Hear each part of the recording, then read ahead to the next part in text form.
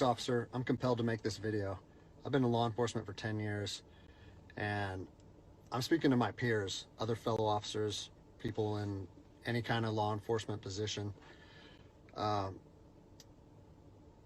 seen officers nationwide enforcing tyrannical orders against the people, and I'm hoping it's the minority of officers, but I'm not sure anymore, because every time I turn on the television, every time I look to the internet, I'm seeing people arrested or cited for going to church, for traveling on the roadways, for going surfing, opening their businesses, going to the park with their families, or doing nails out of their own house, using their own house as a place of business, and having undercover agents go there and arrest them and charge them with what? With a crime? I don't know what crime people are committing by doing nails in their own house, but we're seeing this more and more and more, and we need to start looking at ourselves as officers and thinking, is what I'm doing right? Now, I want to remind you that regardless of where you stand on the coronavirus, we don't have the authority to do those things to people just because a mayor or a governor tells you otherwise. I don't care if it's your sergeant or your chief of police. We don't get to violate people's constitutional rights because somebody in our chain of command tells us otherwise. It's not how this country works. Those are de facto arrests. You know, we're violating people's rights and taking money from them, or even worse, arresting them and depriving them of their freedom when they are exercising their constitutional rights. So let's talk about that.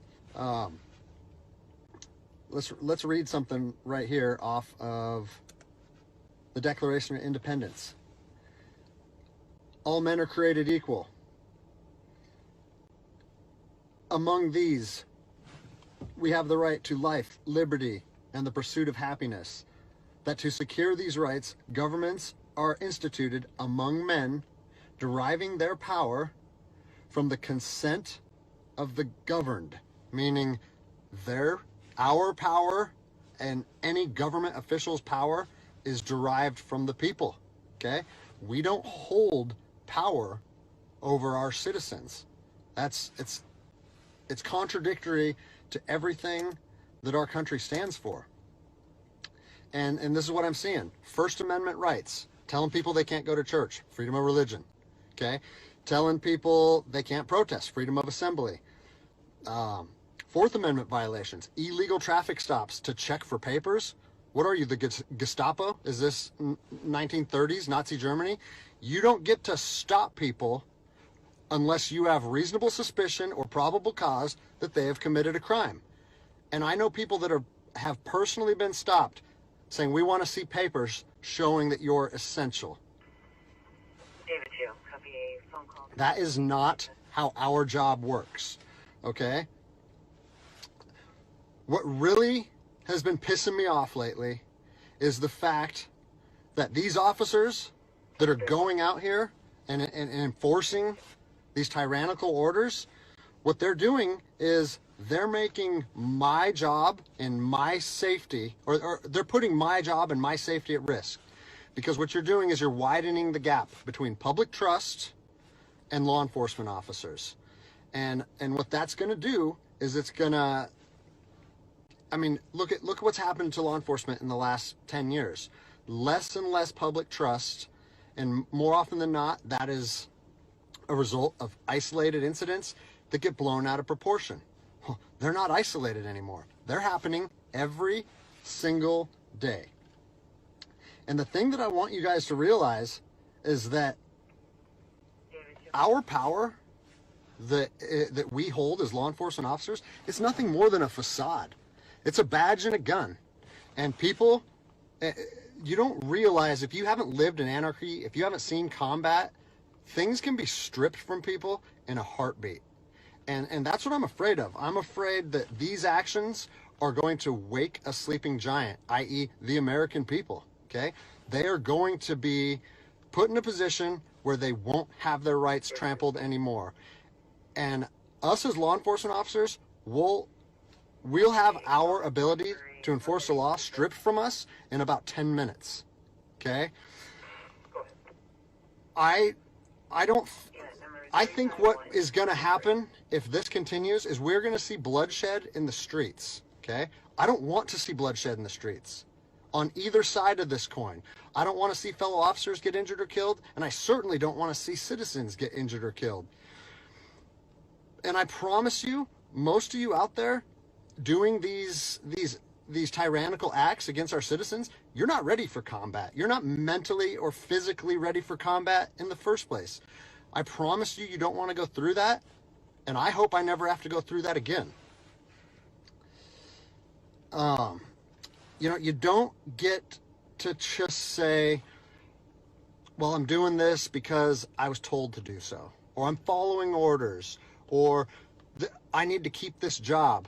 Guess what? I need to keep this job more than anybody. I have 3 young children. I have 2 houses. Like, I have the same sob story that the rest of you guys have.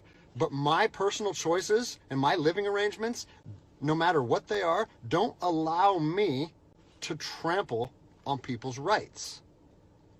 And I don't understand why that concept is so hard for people to understand. Listen, you need to stand up for what's right. You need to, if you're part of a department or an agency that is asking people or asking their officers or their deputies to impose on people's rights and infringe on their freedoms, you need to step up and say, no, that's not me. That's not what I signed up for, and that's going against my oath. And if that costs you your job, so be it. At least you'll be able to look at yourself in the mirror at night. I've already expressed this to my department. And luckily for me, I come from a department that I feel like my chain of command shares my view, but I don't care what department you're part of or what your chain of command thinks. You don't get to trample on people's liberty. And so,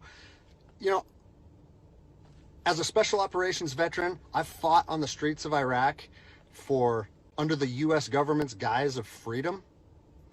And I'm telling you what, the American people are going to you are going to wake a sleeping giant, and they are going to fight 10 times harder for their freedom on their soil than anything you've ever seen before. And if that's something you're willing to face, then keep trampling on people's rights. But I promise you, the American spirit of defiance is going to rise again, and it's going to be a big problem for our country. So I'll leave you with this, something that I learned as an E-nothing in the Army. No matter what situation you're put in, if you look inside yourself and ask yourself one question, am I doing the right thing? You ask yourself that, you know the answer. And no amount of money or no order or law or anything should be able to make you go against doing the right thing. So I'm imploring officers to look inside themselves and ask themselves, is this what I want to be doing to my citizens? And I think the answer is clear. And if we all stand up together, guess what? It'll be a non-issue, no factor, because people